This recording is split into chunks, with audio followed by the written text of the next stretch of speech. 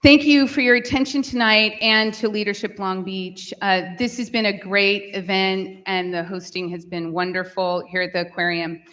I pledge to take a balanced approach to issues with specific actions and measurable results. On the council, I will bring people together, which includes plans to reach all district residents so that you have a voice and a feedback loop.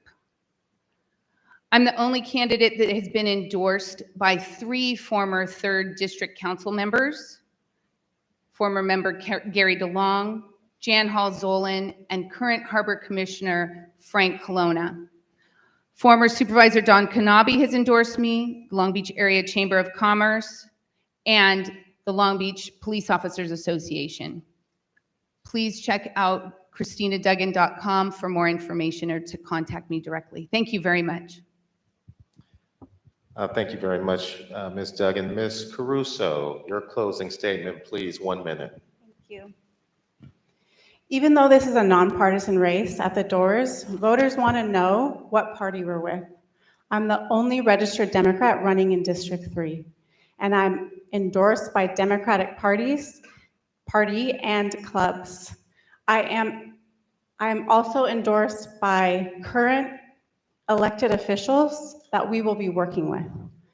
I am so honored to be endorsed by the Long Beach firefighters, the Long Beach city workers, healthcare workers, the California Nurses Association, community-based organizations, local teachers, business owners, and LA Federation of Labor, and most importantly, voters. So I think it's a crucial time, and there's a clear difference of who we can vote for and who will really serve the community, especially what we've experienced after the last 2 years. Thank you so much for your time. Thank you, Ms. Caruso. Thank you, Ms. Duggan. Please thank me, join me in thanking our candidates. Good luck to both of you, and hopefully you can stay for the rest of the evening. Okay, and as we transition, we are going to invite the candidates for District 5, Megan Kerr, Ms. Megan Kerr, and Mr. Ian Patton.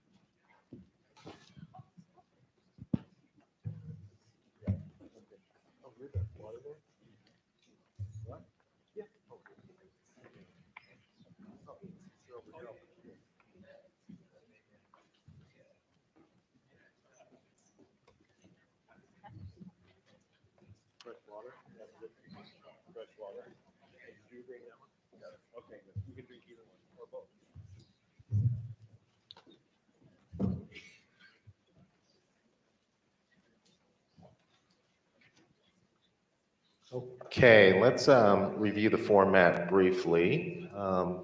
Each candidate will be afforded a 1-minute opening statement. We'll then ask 5 questions to each candidate. Each candidate will have 1 minute to answer each question. Each candidate will then have an opportunity to make a 1-minute closing statement. Remember, this is a forum, not a debate, so no rebuttal statements will be permitted. Candidates, a yellow card will be held up when you have 15 seconds remaining and a red card when you're out of time. CJ is our official timekeeper, and she holds the cards very high, and she will sometimes say something as she's going over. We'll start in the order listed on the city clerk's website, and we'll begin with Ms. Kerr's 1-minute opening statement. Thank you. Good evening, everyone. Thank you to Leadership Long Beach for the opportunity to be with you. My name is Megan Kerr, and I currently serve as the president of the Board of Education for the Long Beach Unified School District. I just ran from my meeting to be with you tonight, and it's an honor. I'm a proud 5th District resident. I was born and raised in Bixby Knolls. I've raised my children there. They've gone to public schools there, and I really began my service to the community there, working with the unhoused population as a teenager from St. Barnabas Church, where I attended, and serving meals in downtown Long Beach for 8 years. I received a service award, a youth service award from Mayor Ernie Kell when I was 20. And so I've continued that service in various nonprofits across the district and worked in my kids' schools. And it actually prompted me to run for school board in 2014 as an engaged and parent advocate. So I've been honored to serve the Board of Education, the city's largest employer and landholder, for the last 8 years, and looking forward to continuing my service to the city as your next 5th District Council member. Thank you so much for the opportunity to be with you tonight. Thank you. Mr. Patton, your opening statement, please. Thank you so much. Yes, my name is Ian Patton. It is truly an honor to be here at the aquarium. I am running as a grassroots candidate. I am not a politician. I have never run for office before, but the reason I'm running is because I care so deeply about this city that I grew up in. It's a city that has so much potential and could be going in the right direction, but I think we all know it has taken a wrong turn. There are things that we need to fix in this city before it's too late. We have a homelessness crisis which is sprawling out of control. We have crime which is going up. We have air which is not safe to breathe. We don't have enough well-maintained park space, trees dying, basic quality of life things that we need to get a hold of. And I do not want to be the last grassroots candidate ever elected in this city. I see us turning in the direction of Los Angeles, becoming a big city with big city problems. We need to get back to the basics in this city, become the old-fashioned, caring community that's responsive that I grew up in.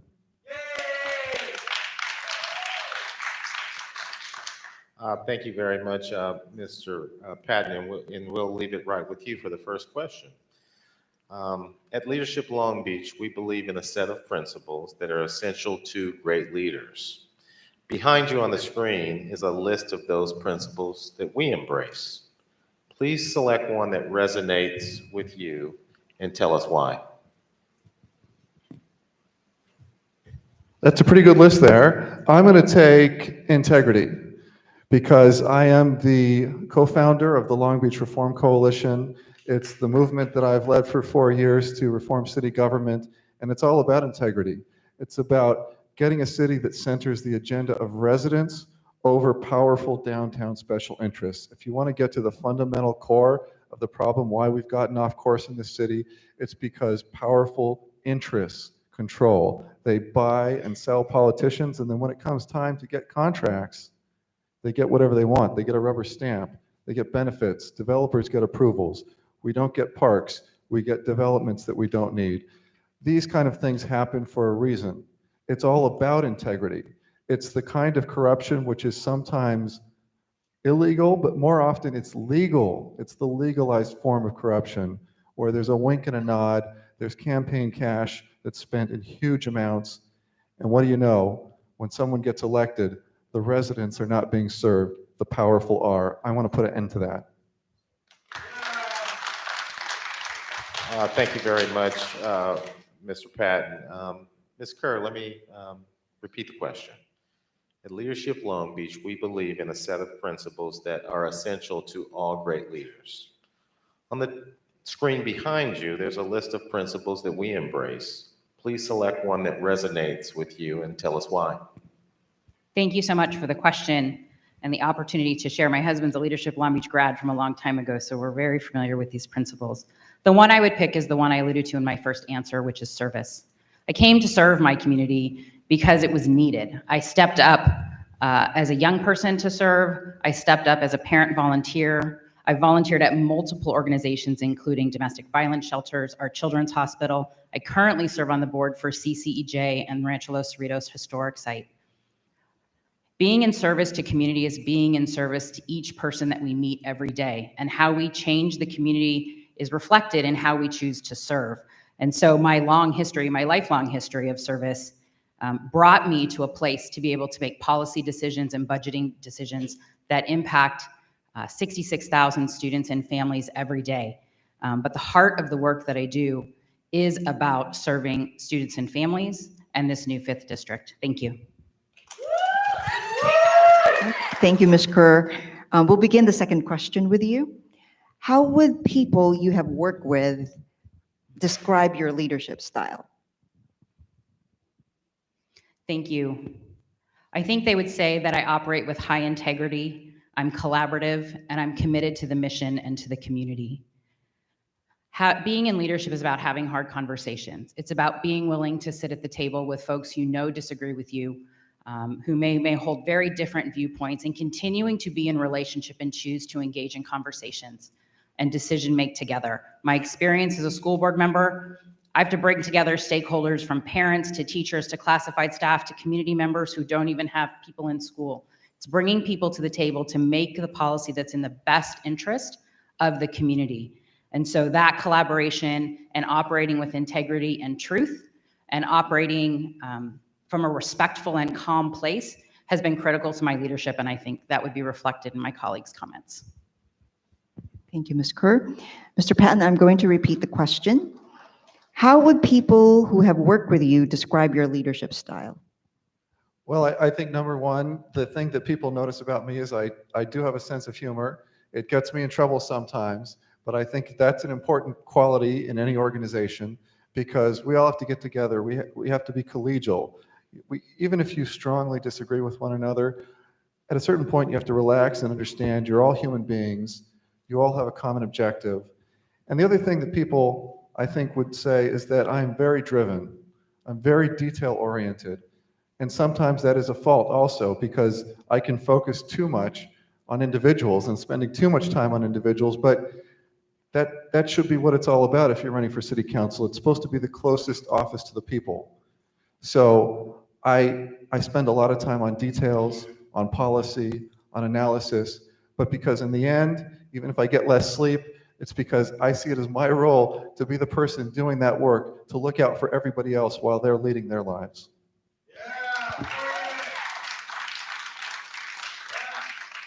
And thank you, Mr. Patton. And just as a reminder, we certainly appreciate everyone's passion for respective candidates.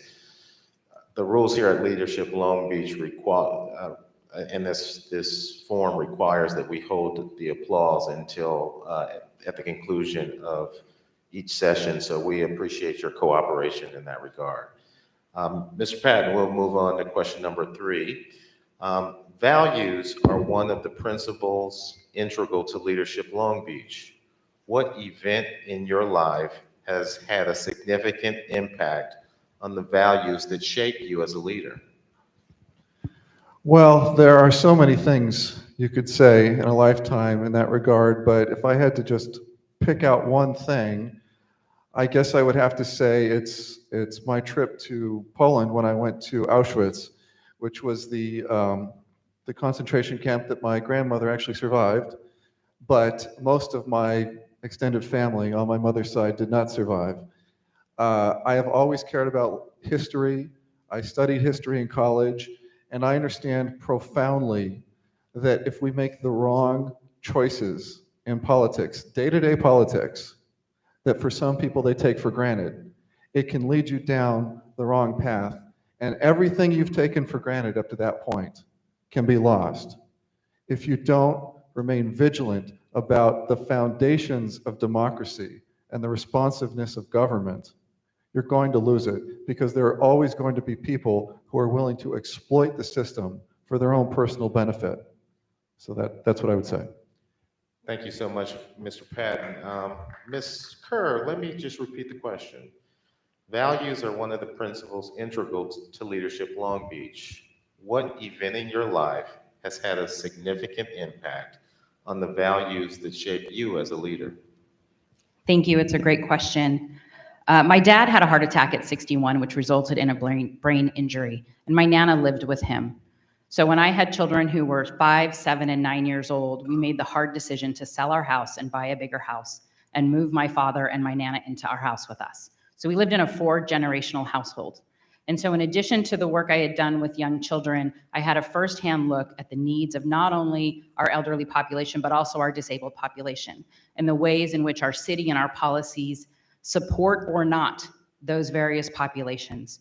So spending that many years caring for young ones and older ones and disabled ones taught me to value all of life experience and to look at the way that we make policy in a city council chamber or a school board chamber and realize that as it applies on the ground, sometimes it lands very differently with those who are most vulnerable.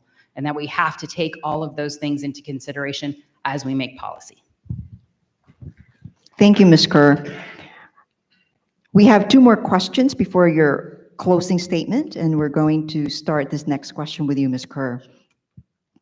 What are your thoughts about accessory dwelling units, ADUs for short, particularly in areas like California Heights? So the new 5th district has many similarities. And one thing that the 5th district has, including in Cal Heights, are multifamily units on single-family lots. If you walk the streets of Brighton and Gundry, you will see duplexes and triplexes. So there is a history in parts of our city of having accessory dwelling units. As someone who was in a 4-generation household, for some people, the best option in caring for older folks in their family is an ADU.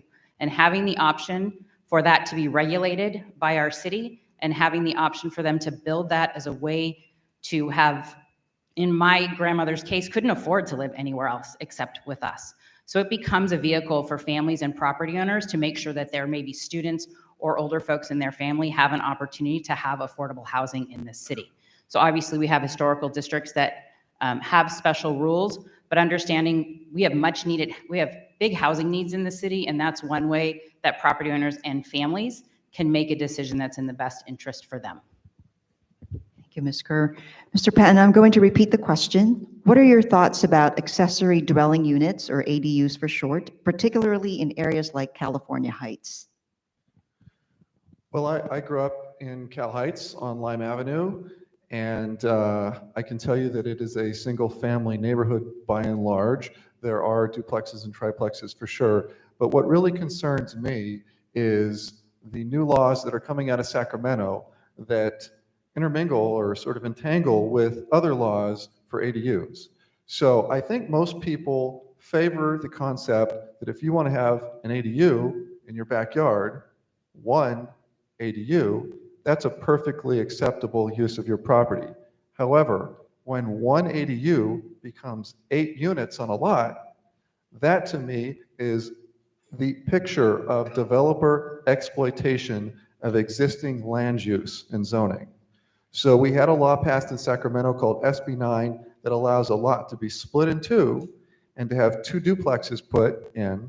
Combine it with the ADU law, you get to 6. Combine it with the junior ADU law, you get to 8 units. That's exploitation of single-family zoning. Thank you so much, Mr. Patton. It's time for our final question before your 1-minute closing statement. Mr. Patton, we'll start with you. Access to green space has been a historic disparity between the east and west sides of Long Beach. As a council member whose district spans across the city, what would you do to address this disparity? Well, it's an easy question for me because I've been actively addressing it. I've been a board member of the River Park Coalition, which was founded at the beginning of last year. It's been a central mission of my life, certainly up to the point when I started running for city council, which is pretty all-consuming. But the River Park Coalition is fighting to actually recognize and realize the LA River Master Plan, to defend the concept that we're going to have a green belt along the LA River. It's been promised to the people for literally decades in master planning for the river. It was promised to the people by the City Council of Long Beach in the Long Beach Riverlink Plan. But what happens in Long Beach as soon as a developer comes in and wants anything, they get it. It's a rubber stamp process in Long Beach. So we saw the single largest parcel of undeveloped land where we used to have a golf driving range by the 405 and the 710. As soon as a developer came in, they got it. They got variances. We can't have that in this city. They have 17 acres of park space on the east side for every 1 acre on the west. We need to maintain and increase on the west. Thank you so much, Mr. Patton. Ms. Kerr, you're next. Let me repeat the question. Access to green space has been a historic disparity between the east and west sides of Long Beach. As a council person whose district spans across the city, what would you do to address this disparity? Thank you for the question. Some of my earliest work when I was volunteering in schools was around the environmental and sustainability policies, working to have Longfellow and Hughes earn National Green Ribbons Award for their sustainability. So this is something that I've been working on for a long time. I think the crux of this question is the 5th district is blessed to have a great deal of park space in comparison to some of our other districts. So making sure that park space stays well maintained and safe is critical in the 5th district. But this is where collaboration with other districts is going to come into play. While this issue may not impact the 5th district as much as it does, say, the 8th or the 9th or the 1st, it's working in collaboration with those council members to help to make sure that their green space initiatives pass. This is why having relationships with folks on council, being able to work collaboratively is important, and where it isn't always just about the specific district you represent, but uplifting policies that benefit other districts that you know are in need. Thank you, Ms. Kerr. We're going to end now with the 1-minute closing statement, and we're going to start with you, Ms. Kerr. Thank you so much, Leadership Long Beach, for the opportunity to be with you tonight. I'm so proud of my record of service to this city. I'm proud to have built a broad coalition of support from public safety to business to labor partners to parents and school board members. This is about relationships. When we make policy, we do it in collaboration with 8 other people as a council member and a mayor. And so having the temperament and having the collaborative skills to work with people to advance an agenda that's best for the 5th district and for the whole city will be key. I'm proud to have that broad coalition of support behind me. I'm proud to have public policy experience, public budgeting experience, and have had the opportunity to advocate both at the state and national level because of the work that I've done. So I'm deeply experienced in the work. I'm deeply committed to my community and to this new 5th district, and I ask for your support and your vote. Thank you so much. Thank you, Ms. Kerr. Mr. Patton, your closing statement, please. Thank you.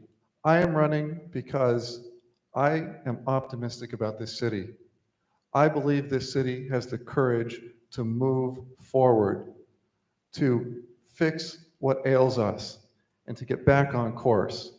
And I believe this city has the courage to elect a grassroots candidate who has the courage and, yes, the temperament to actually move us forward, to move us beyond the status quo, so we're not slouching slowly towards a dysfunctional city where homelessness, the inhumanity of it, rising crime, rising environmental issues plague us, and there's a city hall that just doesn't care. We can get back to the Long Beach that we all love, that we want to be able to stay here for future generation and generation after generation. I'm the candidate to do that because I've been working at it for years now. And while I'm not running based on endorsements, I will note I am endorsed by the former 5th District Council members because they are no longer constrained by the political machine and the Sierra Club, and I am here for you. Thank you so much, Mr. Patton. Please join me in thanking these candidates in City Council District 5. Best of luck, you two.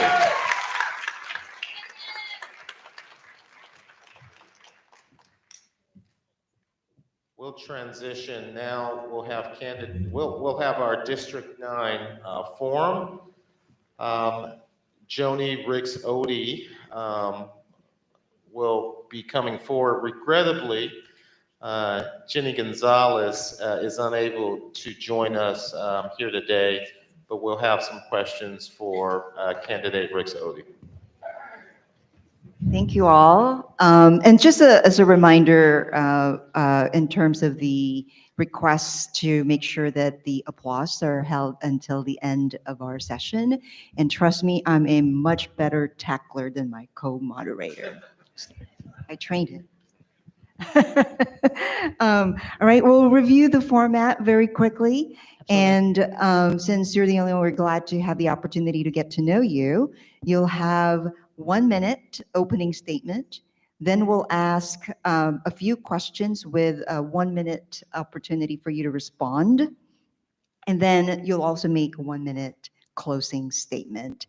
And we also have CJ Harmatz holding up the cards to give us the time warnings as we move forward. Thank you so much. Oh, what does yellow and red mean again? 15 seconds left for yellow, and then red, time is up. Okay, understood.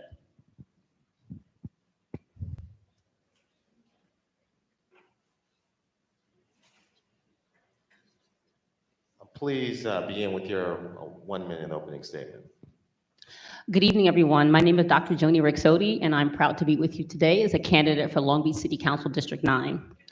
Over the past decade, I have been hard at work in the 9th District helping to deliver the uptown renaissance that you see today in North Long Beach.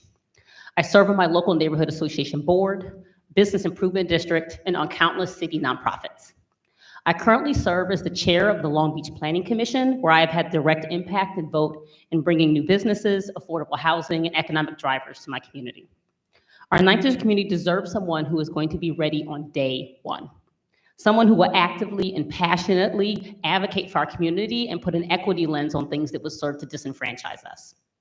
Someone who not only shares the community's concerns about homelessness, public safety, and the environment, but has a demonstrated track record of success. The issues we are facing are not unique, but my experience as a public health professional will bring a unique lens to how we face those issues. As a mother of 2 young children, I have an 18-month-old and a 4-year-old. I want to ensure that they are growing up in a community that they can be proud of. Thank you. Thank you, Ms. Rixodi. We'll start with the first question. At Leadership Long Beach, we believe in a set of principles that are essential to all great leaders. On the screen behind you is a list of those principles that we embrace. Please select one that resonates with you and tell us why. I was thinking about this question as the other folks were speaking, and I'm going to choose respect. You know, one of the things that I've thought over the last couple of years that I'd hoped would have come out of the pandemic is for us to have been better caretakers of one another and show each other the respect I think that we all deserve, recognizing that you never know what people's background or experiences are. I think unfortunately, a lot of the rhetoric that goes on in politics has been filled with negativity and vitriol. And one of the things that I think that we've been successful at in the 9th District as community leaders, along with our electeds, is even though we may not necessarily always agree on the decisions that are made, we all have a shared vision moving forward, and we respectfully converse with one another and discuss those issues so that we can move in one shared direction, and that is the direction that is the Uptown Renaissance. Thanks, Ms. Rixodi. Let's move on to question number 2. Let's start, and here's that question. Name a leader, living or not, you admire, and tell us why.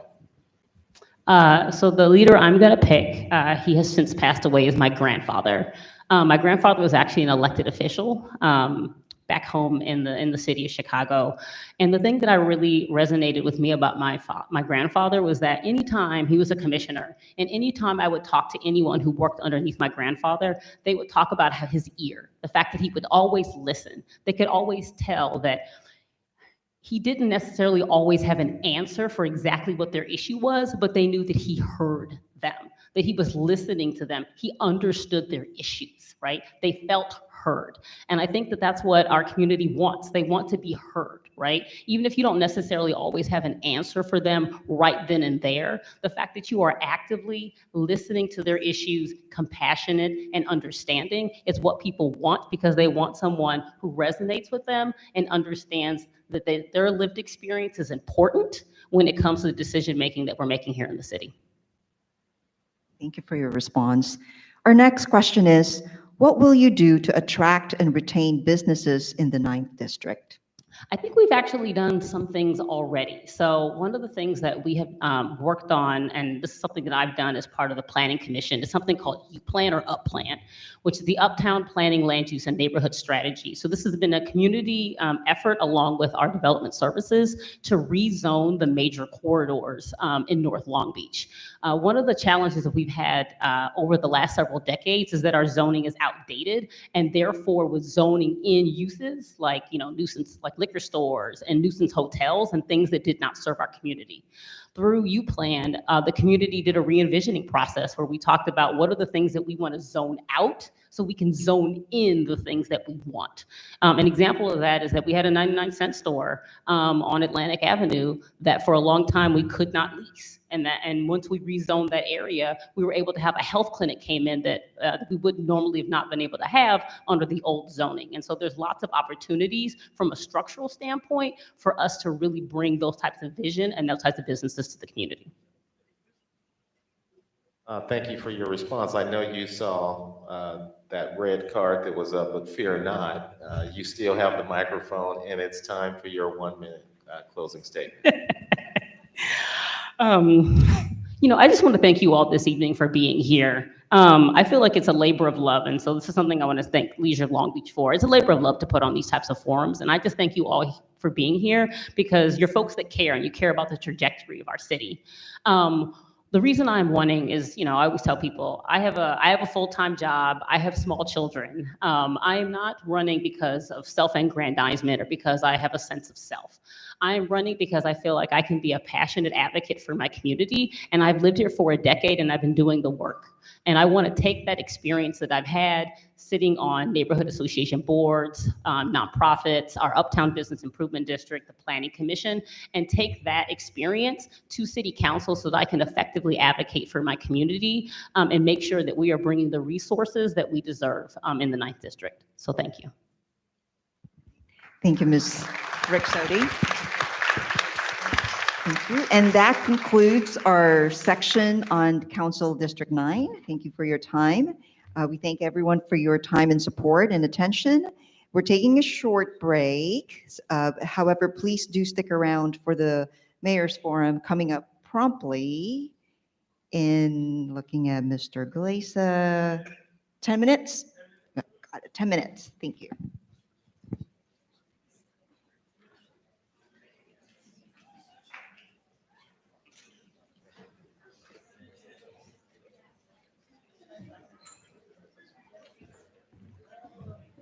It's freezing.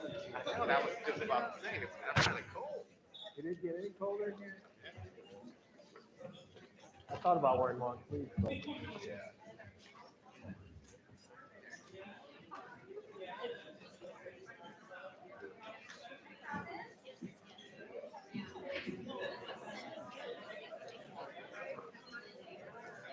Way to go, CJ.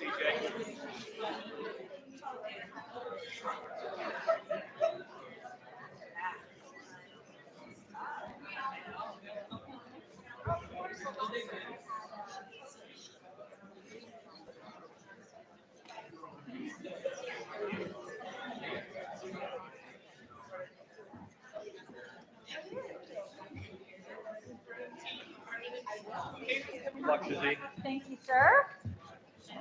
Anything you guys need us to do? Just behave. Behave? I'll try. You know it. Yes. It is, but. Right. So, we wanted to more time tonight. More questions. Hi, good. How are you?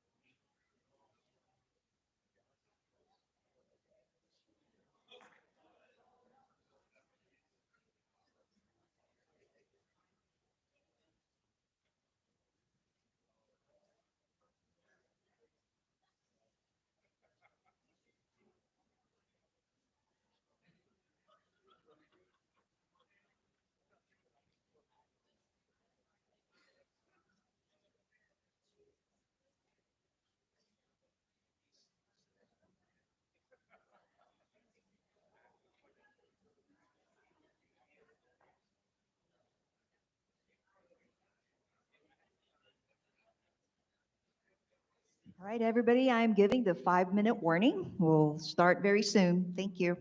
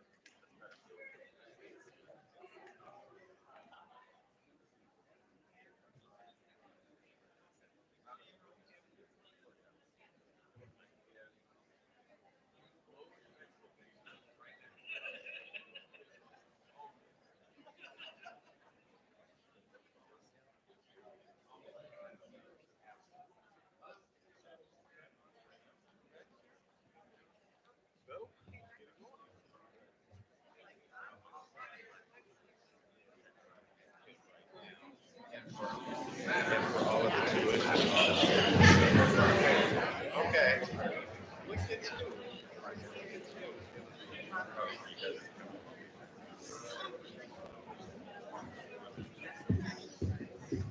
Thank you. Yeah, I think so.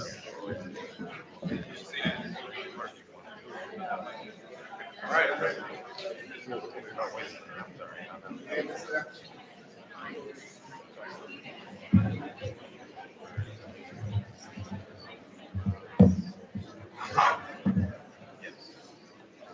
At least you're not wearing a skirt.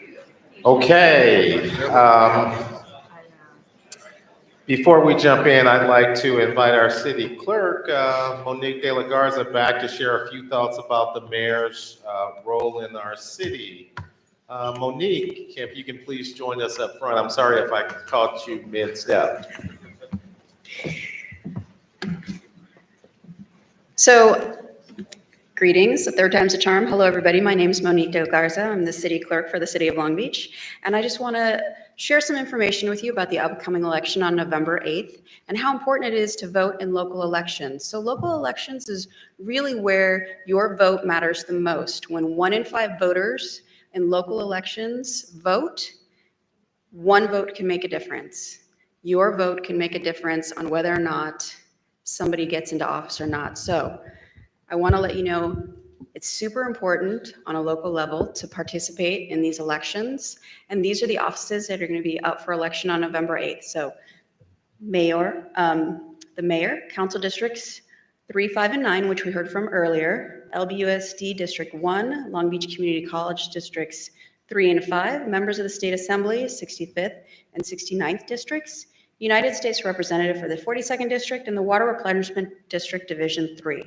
We won't be hearing from everybody tonight. Our last candidates are up here for the office of mayor, and we'll be hearing from them. But local elections are important, so please remember to get out and vote. Some of the important dates for the election are vote by mail ballots are being mailed out to every single registered voter in the city of Long Beach on October 6th. October 29th, the 6 of the 31 vote centers in Long Beach will be open for 11 days, and the remaining 25 vote centers will be open on November 5th for 4 days prior to the election. You can choose to vote in person at any vote center in LA County, and you can also choose to drop off your vote by mail ballot at any drop box in LA County. We do have 17 drop boxes within the city of Long Beach, but again, you can vote anywhere in LA County during that 11-day period where the vote centers are open or the 4-day period that they're open. Any drop box, you can drop your vote by mail in. Please remember to share this information with your friends and family and let them know how important it is to participate in local elections. Thank you. Thank you, Monique. All right, we're ready to get started for our forum for the candidates for the mayor of the city of Long Beach. We'll be using a format that includes more questions than in previous forums and more time to respond. Each candidate will be afforded a 1-minute opening statement. We'll then ask questions to each candidate along with the amount of time they have to provide a response. Once we're done with a question, each candidate will have an opportunity to make a 2-minute closing statement. Remember, this is a forum, not a debate, so no rebuttal statements will be permitted. Candidates, please take a look at Ms. CJ Harmatz over there. She will be holding up a yellow card when you have 15 seconds remaining and a red card when you are out of time. So please join us in welcoming our candidates for mayor, Rex Richardson and Susie Price.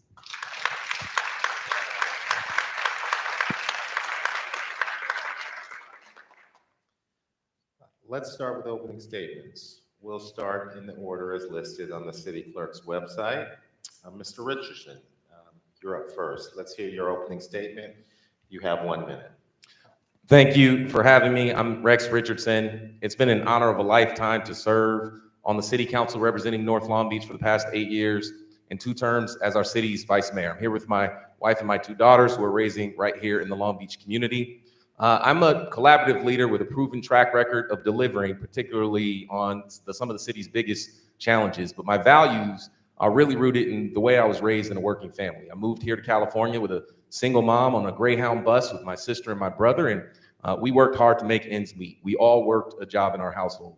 Our city's filled with proud working families just like mine. The community I represent in North Long Beach is filled with proud working families, but they simply haven't had the resources that they need to have an opportunity to thrive. We were the only district in the city without a bank, a coffee shop, a library, but by working together, we made those things happen. I want to be mayor of Long Beach to make sure that as we move forward and recover from this pandemic, we do so in a way where no resident or no neighbor is left behind and everyone has an opportunity to thrive. Thank you. Thank you so much, Mr. Richardson. Ms. Price, your opening statement, please. Thank you. Good evening, everyone. I immigrated to this country at the age of 7 with my mother. We were political refugees. I learned how to speak English and watched my mother thrive as a public school nurse.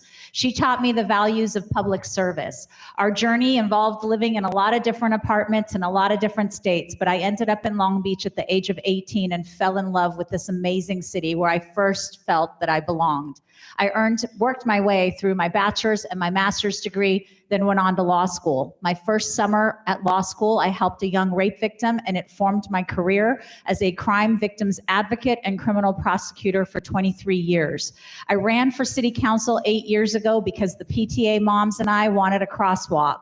And here I am, 43 crosswalks and flashing beacons later, running for mayor because our city should be about service, not politics. We should be about solving problems for our community, no matter where residents feel. They should feel that they belong, and this city is lifting them up and working hard for them. And I am committed to that, and I am proud to be here tonight, and I look forward to being your next mayor. Thank you. Thank you, Ms. Price. We're going to start with the first question, and we'll start with you, Ms. Price. Remember, you have 1 minute. What would your colleagues on the city council say about your leadership style? It depends what colleagues, doesn't it? I think, the city council is generally very political, and it just depends on who's in office in terms of what they'll say, what their personal motivations would be. But I think everyone would agree that I study issues very carefully, that I'm very hands-on, that I try to study issues from all aspects in terms of leadership, and that I bring people to the table early. I try to engage residents by communicating with them often. I'm very hands-on with the community in terms of what the needs might be, and I make sure that we're working really hard to fight through the noise to find solutions for problems that are faced in the community. I think they would find me to be a customer service expert, as someone who's committed to customer service and serving the residents of the city above all else. And I think they would find, and they would say that I'm a person of conviction with a lot of passion. And I'm proud over the last 8 years to have worked with many different colleagues and to have the support of so many of them that I've worked with over the years. And it's been a great pleasure. Ms. Price. Next, we'll have Mr. Richardson, and I'll repeat the question for you. What would your colleagues on the city council say about your leadership style? I think that my colleagues would call me a collaborative leader who finds what we have in common and builds our progress at that intersection. My district wasn't the only district without a bank. The West Side also didn't have a bank, and so we worked together on that. The Central Long Beach area needs economic development in the same ways that we delivered economic development in North Long Beach, so we formed strong relationships in Central Long Beach. When I was elected vice mayor the very first time, the alignment was the 5th district council member voted with us, and we had a lot in common in terms of making sure that the streets, we had resources to invest in paving streets. I think the way that we're effective as leaders is by finding what we have in common and building that at that intersection so we can actually deliver results for the people who elected us, because we represent the entire city. So I'm a collaborative leader with a proven track record of making the government work in ways that it hadn't in the past. Thank you. Thank you so much, Mr. Richardson. Let's turn back to you, Ms. Price. Values are one of the principles integral to Leadership Long Beach. What event in your life has had a significant impact on the values that shape you as a leader? My mother and I left a country that was experiencing human rights violations. My mother made a difficult decision to leave my father and 3-year-old sister behind to bring me here so that I would have opportunities that women in our country would not have. I've never taken that for granted. I've never taken for granted the opportunity to serve the community is a privilege that I'm honored to have. It has shaped the very foundation of everything that I am. I watched my mom work evening shifts as a nurse at UCLA. I had to sleep in different homes when she was working the 7 to 7 shift. And it wasn't until she got some stability that our family got some stability. I've been working since I was 14. I don't know a day in my life that I have called in sick. Hard work is something I don't take for granted, and I'm really proud of the foundation that my mother made for me and the opportunities that she gave me to thrive as a woman that so many women don't have today. Thank you very much, Ms. Price. Same question, Mr. Richardson, and I'll repeat it. Values are one of the principles integral to Leadership Long Beach. What event in your life has had a significant impact on the values that shape you as a leader? You know, I talked a little bit earlier about moving here to California on a Greyhound bus when I was 11 years old. But the story goes back a bit further. My father was in the Air Force. I was born on Scott Air Force Base in Belleville, Illinois. My mother was a welder at General Motors in Wentzville, Missouri. When they divorced, moved around a lot. I went to 14 public schools across 5 different states. We ultimately landed down in Alabama, where my mother's from. It's a small town in Alabama where my mother was one of the first 5 people who integrated her schools when she was 7 years old, the age of my oldest daughter. She was taught that value of standing up for yourself and speaking up, particularly when you're the first to do something. And those values passed on to me. When we came to California, it wasn't easy. We had a 2-bedroom apartment. My mother had 1 room. My sister and brother shared a room. So I ended up sleeping on the couch. My daughter loves that story. But we all worked. I worked at Jack in the Box. My mom worked at Arby's. My sister worked at the stationery shop. We all contributed. I paid the light bill. She paid the phone bill. My mom paid the rent. That hard work and determination is what drives me to help support every resident in our city, because I think government should help people. Thank you. Thank you, Mr. Richardson, and we'll have the next question for you. Many believe that public discourse has become disrespectful and downright mean at times over the last few years. As leaders, we know that modeling the way is an essential leadership behavior. If elected, how will you model the way as mayor for your colleagues and the public? I think waiting until you're mayor is too late. The way that we campaign as candidates should tell you a lot about the way you're going to serve as mayor. I'm proud that we've been a campaign that's maintained a positive tone. We haven't attacked our opponent. We've unified our city in meaningful ways. I'm proud that by working together, we've overcome the odds. No one from North Long Beach has ever gotten this far. Not a state assembly seat, not a mayor's seat, a city auditor, a prosecutor, nothing.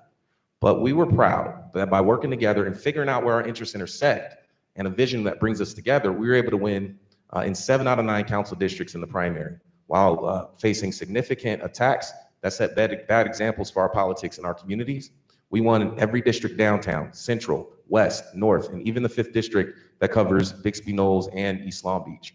And so as mayor, I'm going to build on that example, because I believe that our city, we work best when we work together and we highlight what's best about us, because I've seen what we've overcome in the past and I know what's possible. And so as mayor, I'm going to be a mayor that unites us. Thank you. Thank you, Mr. Richardson. And Ms. Price, I will repeat the question for you. Many believe that public discourse has become more disrespectful and downright mean at times over the last few years. As leaders, we know that modeling the way is an essential leadership behavior. If elected, how will you model the way as mayor for your colleagues and the public? Thank you. Well, I'm not even going to address the comments of my opponent because I know it's not a debate, but the ridiculousness of some of the statements, I think, are things people can research in terms of who's been attacked and for what. But I think, you know, leadership involves how you conduct yourself on an everyday basis. And for the last 8 years, the divisiveness in our nation and in our state and in the city has become really outrageous. It really has. No longer can you even have a conversation or ask a question that's deemed to be critical of a particular policy without being called or labeled something that is the lowest common denominator. And it has happened to me. And it is not okay. People shouldn't have to walk on eggshells because they're afraid that they're going to ask a question that's viewed as criticism. That's not the city we are. We can do better than that. We should be able to have honest dialogue without being called a this, a that, or whatever is the buzzword of the day that brings down people around us. This is a diverse city and everyone's opinions matter. Everyone. Thank you very much, Ms. Price. And we're going to stick with you on question 4. And we're going to stretch out a little bit because you're going to have 2 minutes to respond to this question and all other questions to follow. If elected, how will you shape public policy in Long Beach so it's reflective and responsive to the needs of the community? Let me repeat the question. If elected, how will you shape public safety in Long Beach so it's reflective and responsive to the needs of the community? Thank you for the question, Robin. So when we're talking about public safety, in my opinion, there's a three-prong approach. First of all, there is no question that crime is up in every category. And it is one of the number one concerns we hear about no matter what neighborhood you go to. And I am all over this city. I see residents from North Long Beach and West Long Beach that I've talked to. It's a number one concern. But I think the issue is beyond just adding more police officers, which we need to do. We have 100 budgeted positions that sit vacant right now. So it's not even increasing the budget at this juncture. It's just trying to fill the vacancies, which has been very difficult to do. But beyond adding more police officers, because we all know, especially those of us who got a master's in public policy and read white papers for fun, that for a city of our size and our demographic, police presence and consistent response times does deter crime.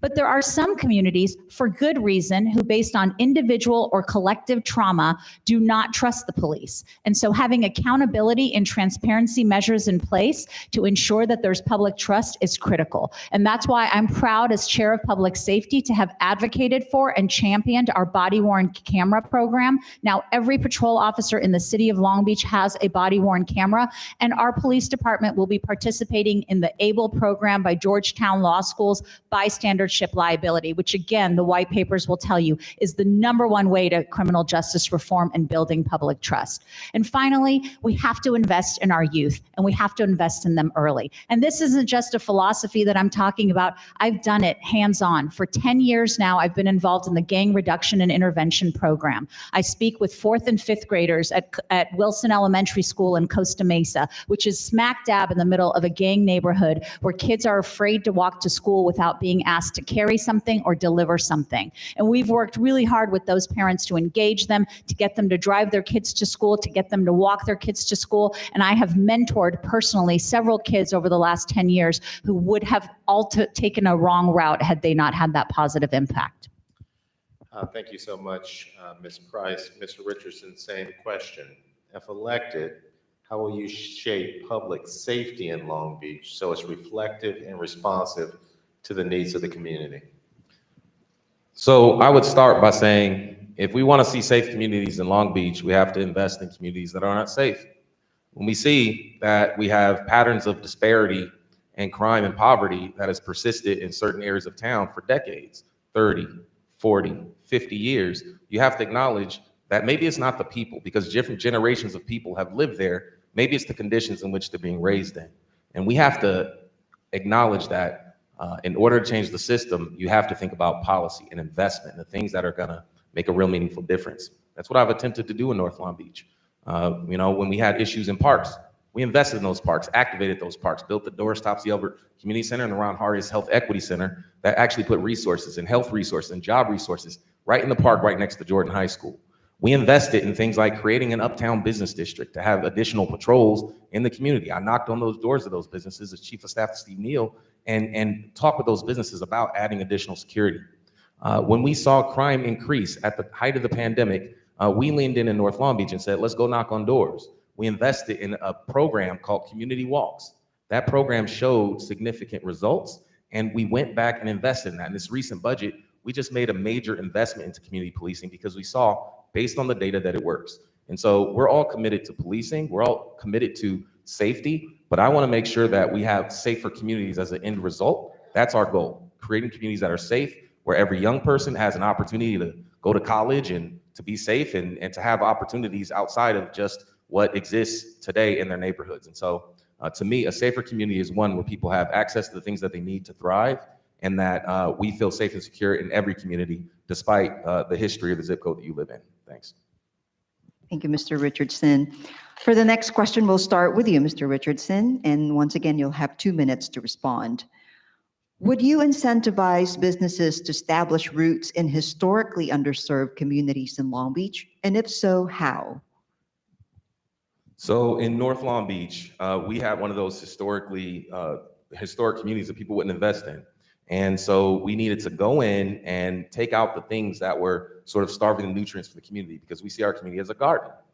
Those were your nuisance check cashing places, your nuisance liquor stores, nuisance bars, even nuisance motels. We laid out a plan called Uptown Planning, Land Use, and Neighborhood Strategy that talked about placing less of an emphasis on what's there and more of an emphasis on things the community needs, banks and libraries. Then we got our city to invest in itself by building things like the Michelle Obama Neighborhood Library, like the wetlands at the Forest Park, and those public investments that show to the private community that we're willing to invest in ourselves. Then guess what? You should do the same. And the results are astounding. Our library, the Michelle Obama Neighborhood Library, is standing. We brought the first bank in decades to the 9th District, Chase Bank. We brought 13 restaurants in the span since the pandemic to North Long Beach, where I can tell you it was a significant lack of investment there. Where we had a 75-year oil refinery, Paramount Petroleum, a polluter for many, many years. If you go there now, what you'll see is 600 new jobs where you have Matheson Flight Expenders, a USPS Postal Service, where it started at 24 bucks an hour. 600 new additional jobs with local hire. And so I have a proven track record of doing more than talking about it, but acknowledging the systemic challenge that we have and making real investments into ensuring that economic progress can take place. What I would do as mayor is make sure that we look at land use and zoning and all of these things that we've seen that worked, and we're going to apply it to the areas that also have challenges. Because I think it's an economic imperative that the West Side thrive and have the things that they need, a grocery store and a bank, that Central Long Beach has access to retail and housing, the things that it needs, that all parts of our city, East Long Beach, downtown, have what it needs so that we can have an economic bottom line that grows into the future so that we can address some of the pending deficits that we have. So for me, it's an economic imperative. Thank you. Thank you, Mr. Richardson. And Ms. Price, I'll repeat the question. You have 2 minutes. Would you incentivize businesses to establish roots in historically underserved communities in Long Beach? And if so, how? Yes, so let me answer that question directly. I'm a business owner. I own a brick and mortar shop on 2nd Street. And I can tell you that businesses are not going to establish in the city of Long Beach unless they feel that their business is going to be safe and that their customers are going to feel safe shopping in those spots, in those locations. That's just the reality.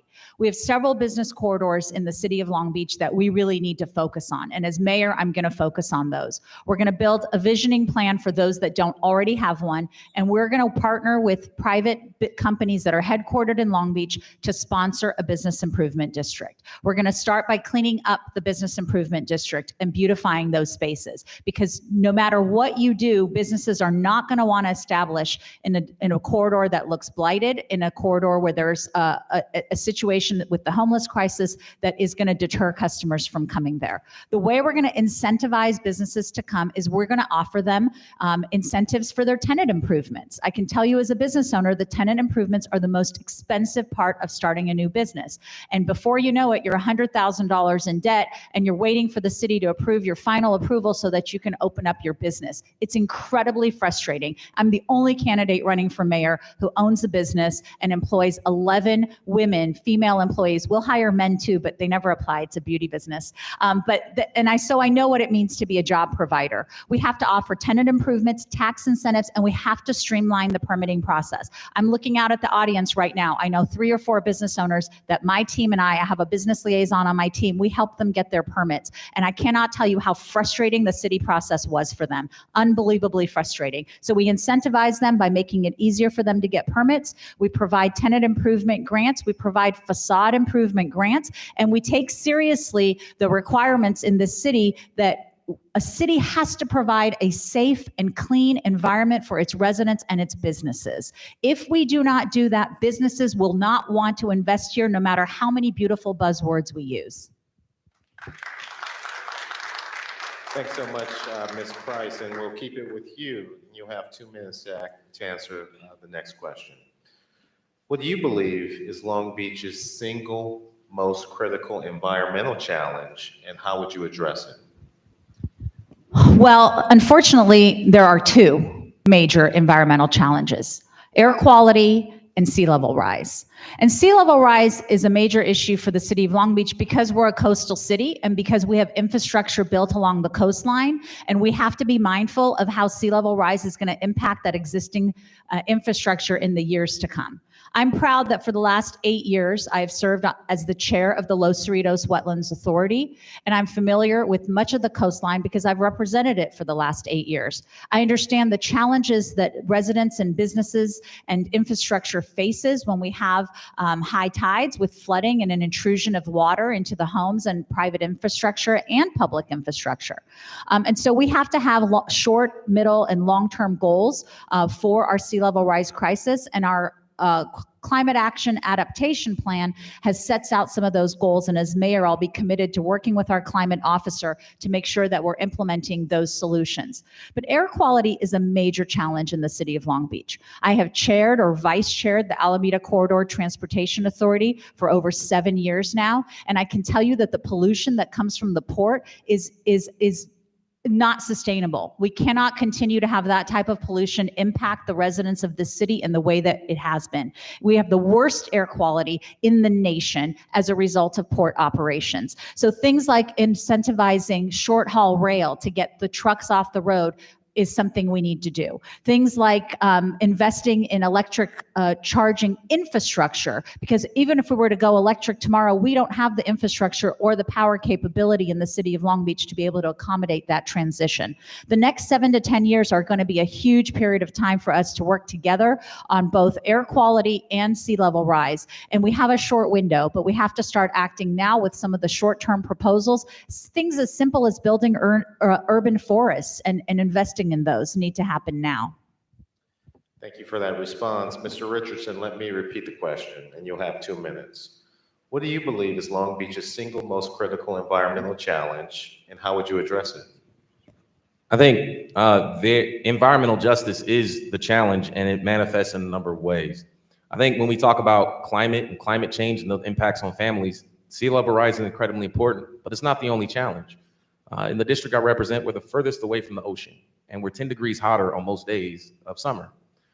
You have students who are going to school and don't have air conditioning. It's a significant issue that we need to invest in. We have cooling centers that don't work. When I as the council member of the 9th District, our Houghton Park Cooling Center, the AC went out every single year until we finally invested the money that rebuilt the center. We also are the furthest from the ocean, and we don't have a pool. I've worked hard and identified the resources to do the design of that pool, but the next mayor is going to have to prioritize building a pool that's not on the ocean and closer to where people actually need access to it. I also think that in addition to heat and sea level rise, air quality is significantly important. I represent the area that's at the intersection of the 91 to 710 freeway, so we have significant impacts as it relates to dirty trucks. 2 years ago, I stepped forward and ran to join the South Coast Air Quality Management District, which is the board that represents these areas. I chair the Marine Ports Committee, and we got to work. I immediately called in the LA Times to implement a clean truck fee that puts $20 per TEU, basically per truck, that creates a $90 million fund annually that will help turn those dirty diesel trucks into electric trucks and help fund the infrastructure to make it happen. The ports both have now enacted that. I also championed a rule on refineries that says you can't buy credits from some other county. You have to be responsible for the emissions on site. And so we passed the landmark refinery rule on air quality. And the other thing that I've really placed the focus on is sort of open space. I represent one of the park poor areas in town, but our whole west part of town is park poor. We need to make sure that our investments and our budget reflect and we place the equity lens on the things we need around our LA River and across our community to make sure we all have open space. Thank you. Thank you. For the next question, Mr. Richardson, we'll start with you, and you have 2 minutes. The roots of homelessness are complex and varied. Beyond creating more affordable housing, what would you do to address the causes contributing to homelessness? So this is personal. The residents in Long Beach are housing burden, spending half of their income or more just on rent. So the first thing we need to do is make sure that we keep people in their homes and don't exacerbate the homelessness problem that we already have. I'm proud to have supported things like tenant protections to give people a right to stay in their homes and some just cause before you get kicked out on the street. I'm proud of those protections. I do believe you said without housing, but I think we do need to acknowledge that housing is a core problem.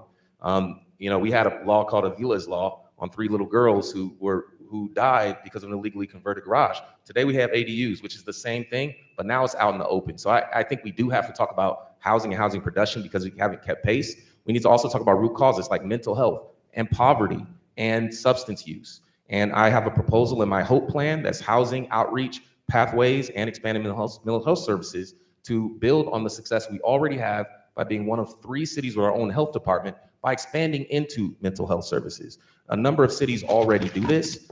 It may require a little bit of partnership with the County Board of Supervisors and the state legislature, but I'm proud to have the support of the majority of the members of the Board of Supervisors, and I've talked with them about this proposal, and it's working through today so that we locally can have a bit more control and resources on how we address mental health issues in our communities. And then the final thing I'll say is really pathways. We need to make sure that people have pathways into jobs, pathways into home ownership, pathways off the street.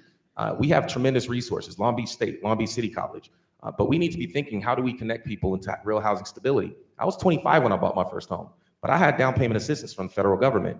I want to propose down payment assistance for city employees.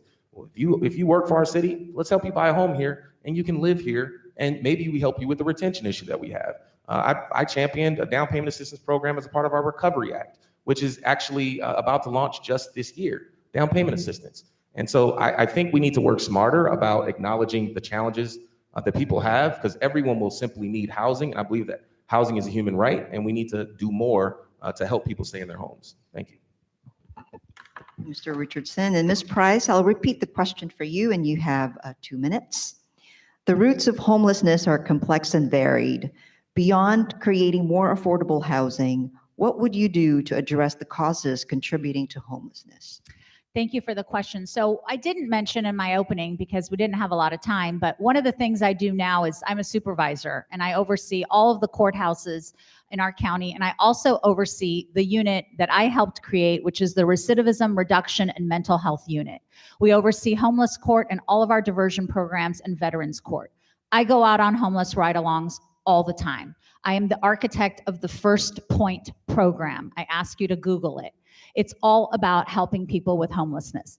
Anyone who tells you that housing is the solution to our current homeless crisis has not done much homeless outreach. We have 3 categories of people that are experiencing homelessness that are treated very differently in order to get effective results. The category of folks that are experiencing financial hardship that need a place to live are generally the easiest for the city to connect to services because we can work with them on housing vouchers, connecting them to transitional housing. They will accept services. Those suffering from mental health and substance abuse will not accept as readily, and they need consistent daily street outreach in order to be able to be connected to services. The data shows, again, the white papers will tell you, around day 8 or 10 of daily contact, someone will associate you with positivity and accept your recommendation to go into services.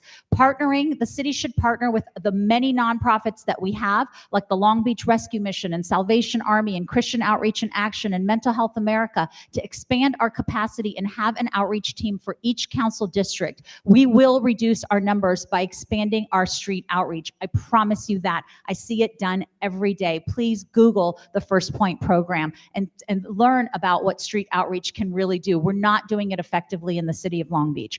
I know I've heard this conversation about making mental health services in-house in the city. We can't do that. In 2004, the voters of this state passed the Mental Health Services Act. They enumerated 2 cities that can have control over mental health, a Tri-City and City of Berkeley. And Long Beach is not one of them. It would take a voter initiative to reverse that. Thank you, Ms. Price. We're going to keep it with you on our next question. As you know, the governor and other leaders have called for an end to oil drilling here in California. Should we take this approach? If so, how do we replace the revenue we will lose from phasing out oil operations? So that is an excellent question. Oil is a part of Long Beach. Long Beach is an oil town. That is the reality of the history of Long Beach. If you study the history of this city, you will find that we are one of the coastal cities that has the most oil operations. And they are businesses that operate in this city. And every single member of the city council has accepted money from them, just like any other business. Some have even accepted thousands more than others. But the bottom line is that these businesses are businesses that we need to phase out over time. The next 7 to 10 years are going to be a critical critical period for us to phase off of oil. And we're starting the process of doing that. We have, of our 9 enterprise funds, we have 2 that are entirely dependent on oil revenues. We need to figure out how we're going to replace the revenue in those 2 enterprise funds once oil operations stop. They're going to start to reduce over the course of the next few years, and we're going to have to fold those expenses into the general fund. So for example, the Tidelands Fund is an enterprise fund where oil revenue can only be spent in the Tidelands area, which is from the water to the concrete. If we don't have the Tidelands Fund, then we're going to have to figure out a way to pay for facilities like this, the aquarium that we're sitting in today, the bathrooms and the playgrounds along the beaches, the beach bike pathway, facilities that are built along the beach, all the concession stands. Those are going to be a shared burden because this city is about equity and making sure that every district and every community has access to the resources provided in this city. And in order for us to phase off of oil and not depend on that money, we're going to have to be having a real honest conversation about how we increase revenue in this city. We increase revenue by attracting and retaining businesses. We do not increase revenue in this city by continuing to tax the residents. And so we have to think about how we are going to work on increasing our revenue in this city so that we can make up for the $20 to $30 million a year in Tidelands funds and the other funds that we have. Thank you so much, Ms. Price. Turning to you, Mr. Richardson, let me repeat the question. As you know, the governor and other leaders have called for an end to oil drilling here in California. Should we take this approach? And if so, how do we replace the revenue we lose from phasing out oil operations? 2 minutes, please. Thank you. I think first, we have to acknowledge that oil is Long Beach's past, but it's not Long Beach's future. And it's time that we focus on the future. I'm raising children in this community. And I understand the history of oil. I've seen There Will Be Blood with Daniel Day-Lewis. I know the history, but I also know that when I joined the city council, and she's right, everybody accepted the $400 contributions from folks like Signal Hill Petroleum and the others. And then I learned about the direct conflict and the fact that we have franchise agreements and licenses and all of these things that inherently focus on not answering the question of how do we get off of oil. There's an inherent conflict of interest. And that's why as soon as I joined Air Quality Management District Board and ultimately ran for mayor, I made a pledge that I would not accept another contribution from the oil company ever again. And I have not accepted $1 in this mayor's race, and I will not accept $1 in this mayor's race because we need to make sure that we are clear-eyed and focused. That is a commitment I've made that I'm waiting on my opponent to make that commitment. Now, we need to make sure that we have a plan, a real plan to transition. That's where we agree. And now we have a climate action adaptation plan, but the key word is action. It's not funded. In 2020, I proposed a ballot measure called Measure US that taxed oil that's produced in our city to help invest in the city's first youth fund, public health, and accelerating our climate action adaptation plan because it's insufficiently funded. The second thing we need to do is have a real conversation because we're not the only jurisdiction in this situation. The state of California has a tax code that tells us to build shopping malls and build, car dealerships in order to get revenue where we should be building housing. And how is it we've run a deficit the last few years, but the state had a $90 billion surplus? We're not unique in this. And so Long Beach is a leader, a top 10 city in California. It's time to talk about a more equitable tax code that incentivizes cities to get off of oil, build housing, and do things that are needed to make working families have a shot at actually making it. And so as mayor, I'm going to take this challenge seriously. It's a big challenge. We will make sure that we have a real plan that's funded and we invest our dollars into making sure that we continue to provide our services that depend on oil funds today, and they will not in the future. We need to continue doing that work. Thank you. Thank you, Mr. Richardson. We'll start the next question with you, Mr. Richardson. Should the demographics of the city government reflect the demographic makeup of the city? If so, how would you attract, onboard, and retain highly skilled, highly qualified employees? I think that governments are having a difficult challenge with retention. And a big part of it is, I think that with recruitment right now, and I think a big challenge is maybe we're not recruiting the right people. I can tell you that getting a government job as a trash truck driver or a police officer or a street sweeper or a firefighter, that is an honor. Public service is an honor. I had an opportunity to serve the city of Long Beach at 26 years old, and it changed my life. But statistically, I shouldn't be where I am today. I didn't even have my bachelor's degree finished when I started with the city of Long Beach. Do you know how many people are in our communities today in that very same circumstance? Maybe they have some community college. Maybe they made a mistake before they were 26. Those are the people that we need to give an opportunity because they will love the opportunity to work for our city. We need to give them an opportunity to graduate, give them an opportunity to retire, have a pension, help them buy their first home. That's how we address recruitment and retention. So you'll see that I've focused on firefighter recruitment on the city council. I placed a real focus on economic inclusion and creating an office of equity to think intentionally about how we change our system to think about how we reflect our community's values and how we bake into our systems real measures and accountability on making our community serve the interests of the public. And the best thing we can do is by making sure that our city hires our local residents. And so as mayor, I'm gonna call for a preference for graduates of Long Beach City College to be able to get a city job. I'm gonna call on a preference to Long Beach City College graduates. I'm gonna create a program where people, if it requires a degree and you're at Long Beach City College and you're not there yet, we can allow you to come into the city under a non-career position and transition into those roles. Those are the things we can do to give people who would value our city, who love our city, an opportunity to come in and serve our city because it's transformed my life and I want that opportunity for as many people as possible. Thank you. Thank you for your response. And Ms. Price, I'll repeat the question for you. Should the demographics of city government reflect the demographic makeup of the city?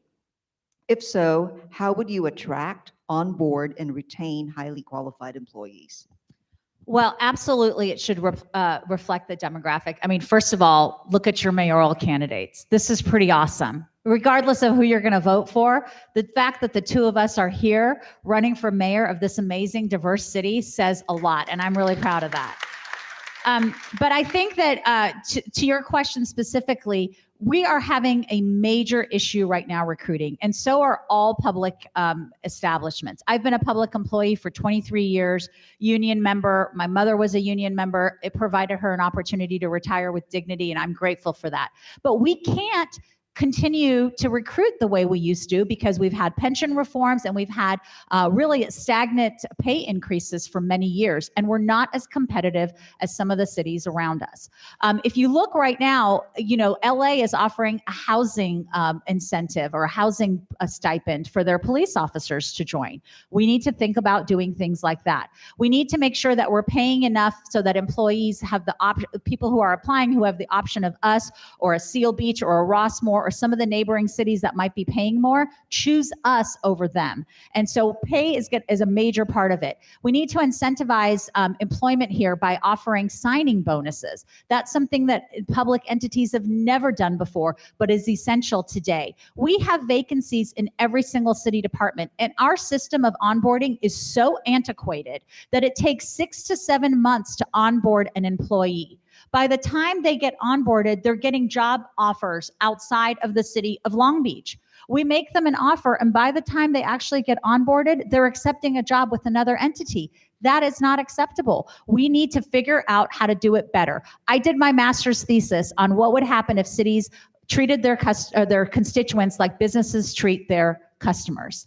And if they did that, would service delivery be different? And I can tell you, if we treated our HR department and our recruiting like businesses do, we would be much more effective at filling those hundreds of vacancies that we have all throughout the city in every department. Thank you for that response, and we'll leave it with you, Ms. Price. Long Beach is one of the most diverse communities in the country. According to the 2000 census, we are 43% Hispanic Latino, 23% white, 12.8% Asian American, 12.6% African American Black, 6.6% mixed race. In addition, we have one of the largest LGBTQ populations in the country. What will you do to ensure that these diverse communities have a seat at the table and are included in the conversation? Well, first of all, let's just start with the premise that I am not part of dominant culture. My mother and I are not part of dominant culture. And I've never worked in an environment where I've been part of the dominant culture.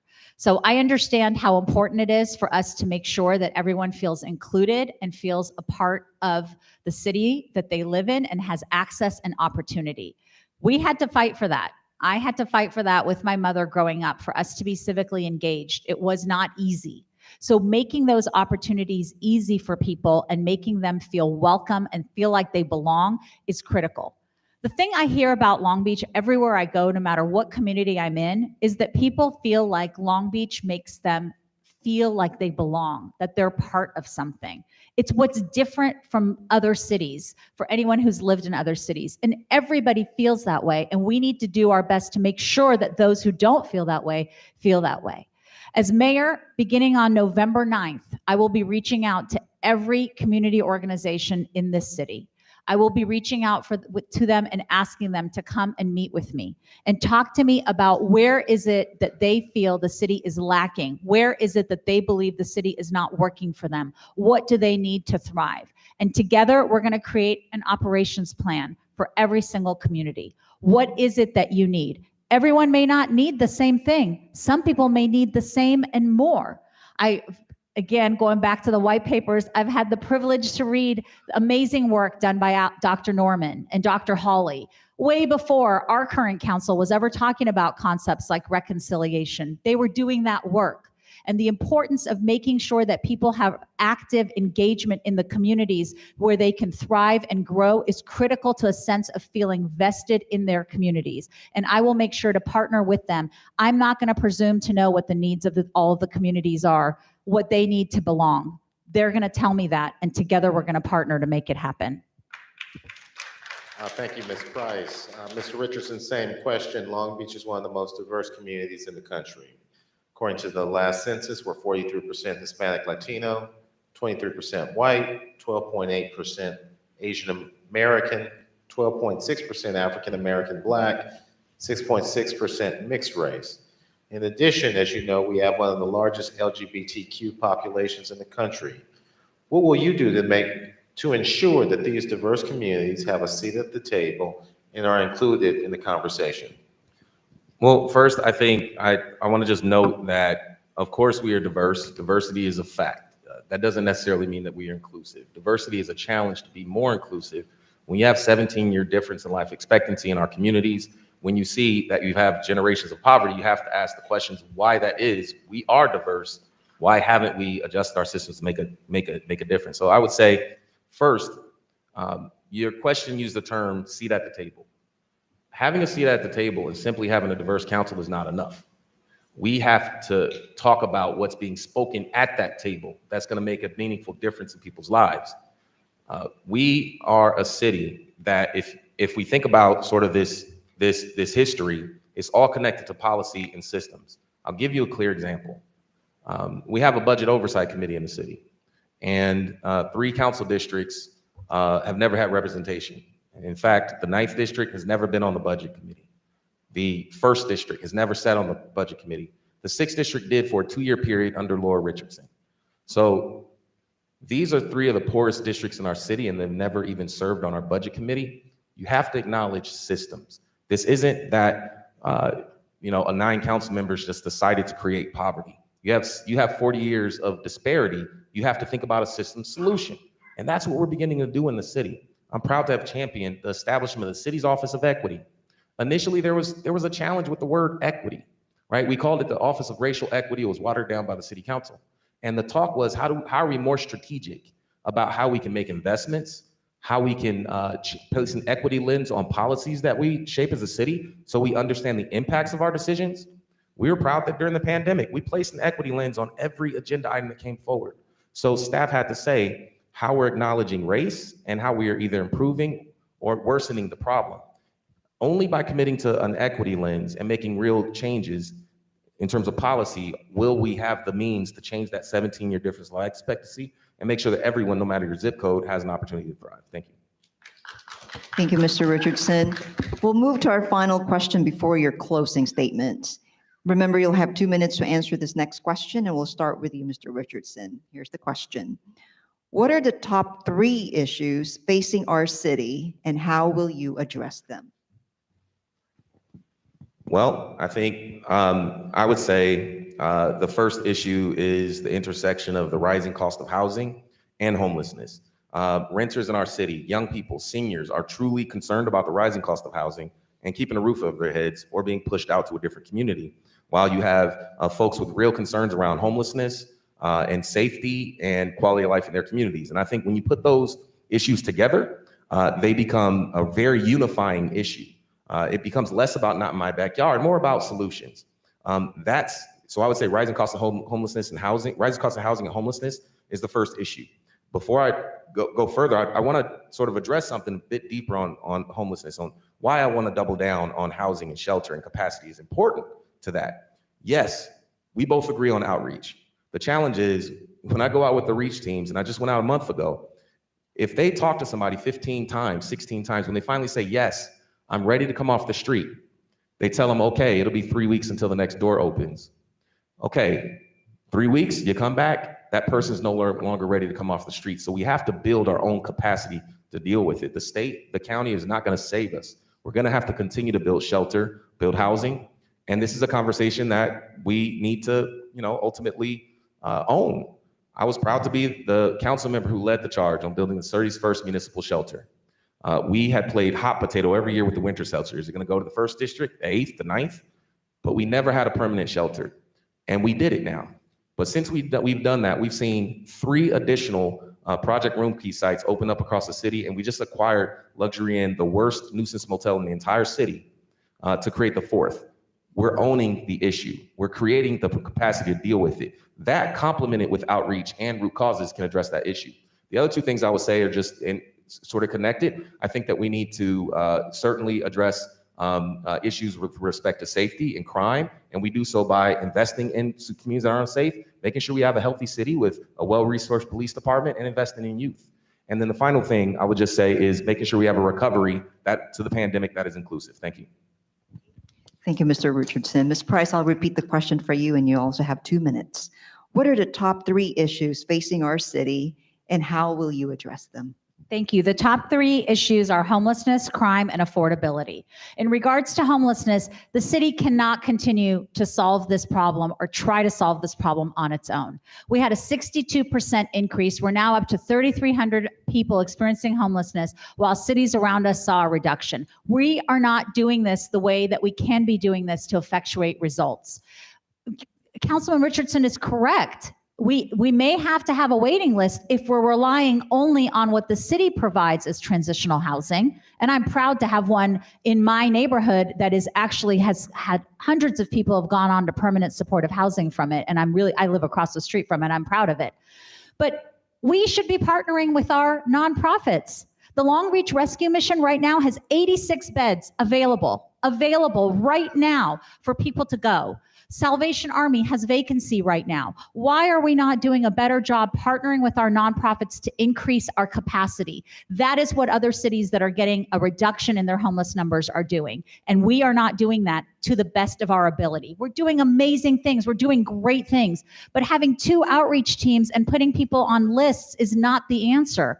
Having outreach teams in every district and connecting with people with allied agencies that are here to help support the city is what we need to do. And we need to make sure that we're not taking on a bigger regional share of the homelessness crisis in the city of Long Beach more than other cities around us. The end of the A line stops in Long Beach, and every night people get pushed off onto the city streets and they have nowhere to go. There's no outreach team there to help them. There's no one there to connect them with services. And the city of Long Beach is left dealing with that. That's not okay. Crime is up in every category.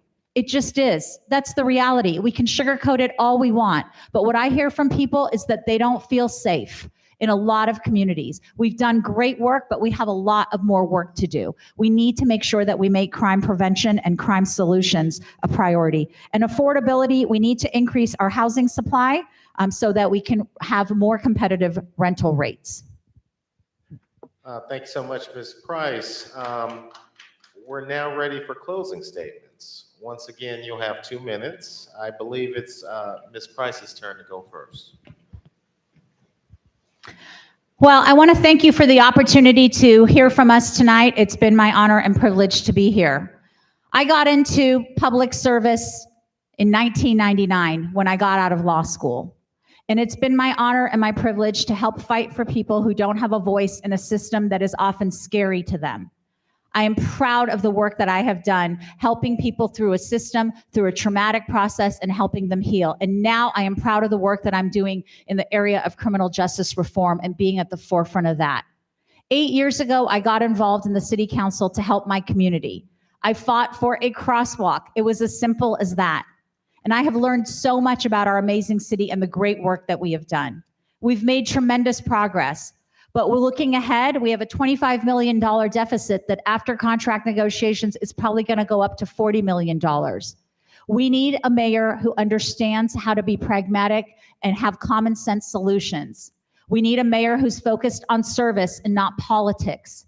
We need a mayor who will rise above the noise to deliver results for residents. And we need a mayor who has her eyes on the city of Long Beach, and a mayor who is not going to be looking at their next political move in terms of how they're going to lead in this city. A mayor with her head where her feet are at, focused on every single one of you. I've raised my 2 boys here. My husband and I own a business here. We are invested in every single part of this city. And we are here to partner with you as a family and me in my sole capacity to be your partner for the next term as mayor to serve the city to the best of my ability. I can tell you that both of us have amazing endorsements and both of us have tremendous support. But the only thing that means anything to me is being able to earn your support. Having you have faith after having watched us and learned about us and talked to us, having faith that we're going to work hard for you and that you are going to be our number 1 priority above all else. And I thank you for the opportunity this evening.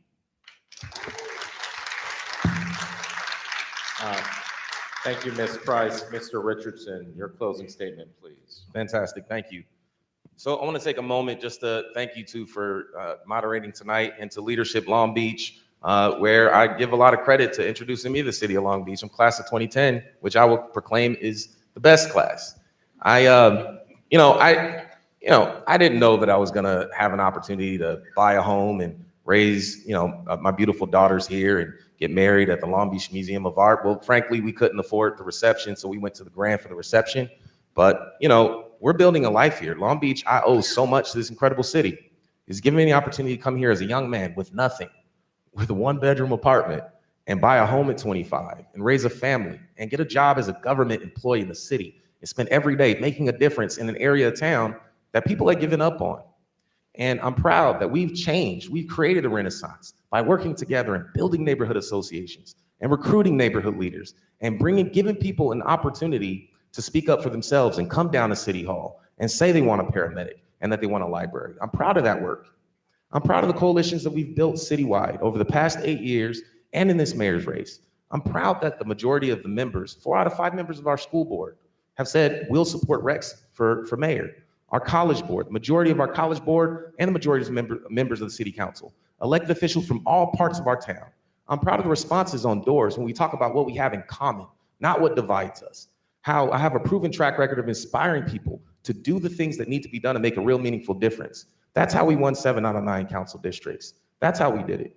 I believe in the spirit of Long Beach, that grit and determination that I've seen in North Long Beach, the spirit and grit and determination that I saw after we saw a very difficult night and unrest in our downtown, thousands of people out there painting out graffiti, sweeping up glass, making a difference in our city. When we had thousands of people hungry, people out there popping trunks and putting food in the backseat because we had people to feed. I'm proud of the city that vaccinated 99% of our seniors, the first city in America to do so, getting shots in the arms.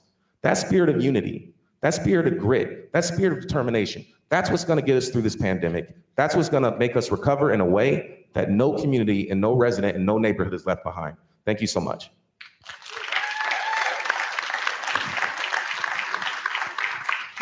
Thank you both. This concludes our forum for our candidates for the next mayor of Long Beach.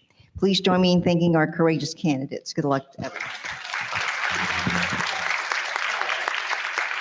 And tonight we've heard from candidates for State Assembly, District 65, 69, Long Beach City Council candidates from 3, 5, and 9, and candidates for mayor who certainly, whoever you're voting for, the exchange that we've had between these 2 candidates has truly been extraordinary. Good luck to all of you, and thank you for your service On behalf of Leadership Long Beach and over 2,000 alums of our adult and youth programs, please join me in thanking all of our volunteers who helped out tonight. Finally, we'd like to thank all of you who took time out of your busy schedule tonight to come and become better informed and engaged in your community. Have a wonderful evening, and be sure to express yourself and vote this November. Thank you very much, and let's have one big round of applause for our moderators for keeping us on time and informed. On behalf of Leadership Long Beach, thank you for attending. If anybody needs a parking validation, please see an attendant at the registration desk and they will hook you up. Have a good night, and thank you for joining us.